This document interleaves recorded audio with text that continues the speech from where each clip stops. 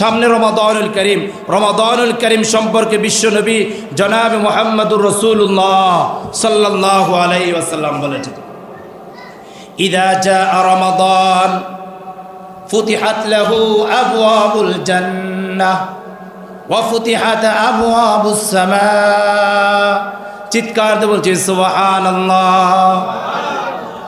ইযা জাআ রমাদান, যখন রমাদানুল করিম শুরু হয়ে যাবে, যখন রমাদানুল করিম চালু হয়ে যাবে, ফুতিহাত আবওয়াবুস সামা, আল্লাহ সুবহানাহু ওয়া তাআলার পক্ষ থেকে রহমতের দরজাগুলো খুলে দেওয়া হবে, রহমতের ধারগুলো খুলে দেওয়া হবে।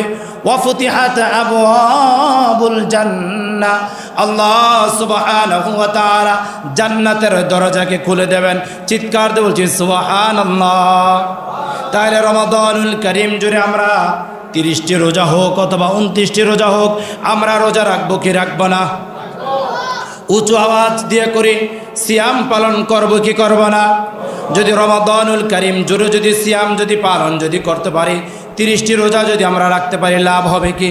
নবী মুহাম্মদুর রাসূলুল্লাহ সাল্লাল্লাহু আলাইহি ওয়াসাল্লাম বড় চমৎকারভাবে বলেছেন, মান সামা রমাদান গুফিরা লাহু মা তাকদ্দামা মিন যামবি। চিৎকার দিয়ে বলছি আল্লাহু আকবার। নবী মুহাম্মদুর রাসূলুল্লাহ সাল্লাল্লাহু আলাইহি ওয়াসাল্লাম বলেছেন, যে ব্যক্তি রমাদানুল করিমের সিয়াম রাখবে ঈমানান ওয়া ইহতিসাবান, ঈমানের সহিত এবং সওয়াব হাসিল করার নিয়তে। শুধু রমাদানুল করিমের সিয়াম রেখেছি, শ্বশুর বাড়িতে গিয়েছি শ্বশুরের পরিবারকে খুশি করার জন্য, মেয়ের বাড়িতে এসেছি মেয়েকে খুশি করার জন্য, সমাজের আমি একজন উঁচু মানের দায়িত্বশীল, সমাজবাসীকে দেখানোর জন্য যদি রোজা রাখেন, আপনার সেই সিয়াম আল্লাহর দরবারে কবুল হবে না।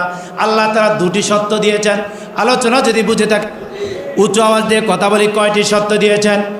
1 নাম্বার সত্য হচ্ছে ঈমানান, ঈমানের সহিত বিশ্বাসের সহিত, ও ইহতিসাবান, আরেকটি সত্য হচ্ছে সওয়াব হাসিল করার নিয়ত। কিসের নিয়ত? কথা কয় না, কিসের নিয়ত? সওয়াব হাসিল করার নিয়ত। 1 নাম্বার সত্য হচ্ছে ঈমানান, ঈমান আনয়ন করে সর্বোচ্চ বিশ্বাস স্থাপন করে। সেকেন্ড হচ্ছে ওয়া ইহতিসাবান, বিশ্বাসের সহিত এবং নেক আমল করার নিয়ত করে। ওয়া ইহতিসাবান, এ দুটি সত্য পূরণ করে যদি আপনি রমাদানুল করিমের সিয়াম যদি রাখতে পারেন, আল্লাহর হাবিব বলেছেন, গফিরা লাহু মা তাকদ্দামা মিন যামবি। আল্লাহ সুবহানাহু ওয়া তাআলা তারই বান্দা তারই বান্দির পিছনের সকল গুনাহ রাশিগুলো মাফ করে দেবেন। চিৎকার দিয়ে বলছি সুবহানাল্লাহ। আমরা কি গুনাহমুক্ত জীবন চাই কি চাই না? উঁচু আওয়াজে কথা বলি, গুনাহমুক্ত জীবন চাই কি চাই না?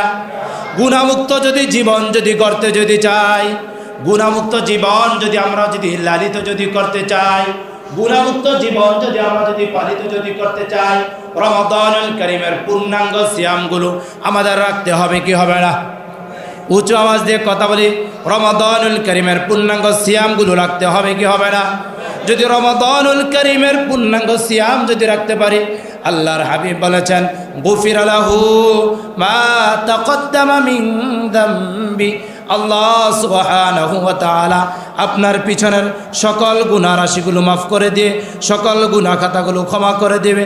আল্লাহ তাআলা আপনাকে পরকালের জন্য নিষ্পাপ মাসুম বানিয়ে দেবেন। চিৎকার দিয়ে বলছি সুবহানাল্লাহ।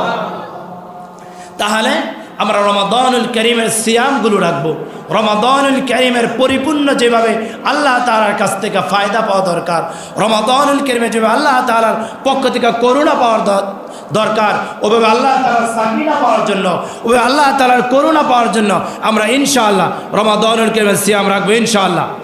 আর বর্তমান কি মাস চলছে? আরবি, আহা সবাই কয় না, বলেন তো আরবি কি মাস চলছে? শাবান মাস। আমরা রজব মাস থেকে আমরা রমাদানুল করিমের প্রস্তুতি নিচ্ছি। মনে হয় না আপনাদের একটা দোয়া আছে না স্পেশাল? বলেন তো দোয়াটার নাম কি? আমরা আপনাদেরকে মুখস্থ করেছিলাম বারংবার, আমি বলবো না, আপনারা বলেন শুনি। চমৎকার, মাশাআল্লাহ মাশাআল্লাহ। আমার সাথে বলুন, আল্লাহুম্মা বারিক লানা ফি রজবা ওয়া শাবান ওয়া বাল্লিগনা রমাদান। আল্লাহুম্মা বারিক লানা ফি রজবা ওয়া শাবান ওয়া বাল্লিগনা রমাদান।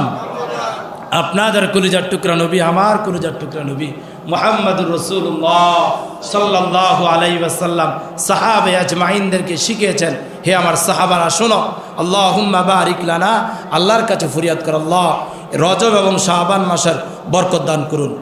বলছি সুবহানাল্লাহ। ওয়া বাল্লিগনা রমাদান, আল্লাহ আপনি আমার হায়াতকে রমাদানুল করিম পর্যন্ত দীর্ঘায়িত করে দেন। বলছে আল্লাহুম্মা আমিন। তাহলে সামনে রমাদানুল করিম আসছে, আমরা রজব মাস শাবান মাস জুড়ে গোটা 2 মাস জুড়ে আমল করবো ইনশাআল্লাহ। ইনশাআল্লাহ বলি, আল্লাহ তাআলা আমাকে সহ আপনাদের সবাইকে আমল করার তৌফিক দান করুন। বলছে আল্লাহুম্মা আমিন।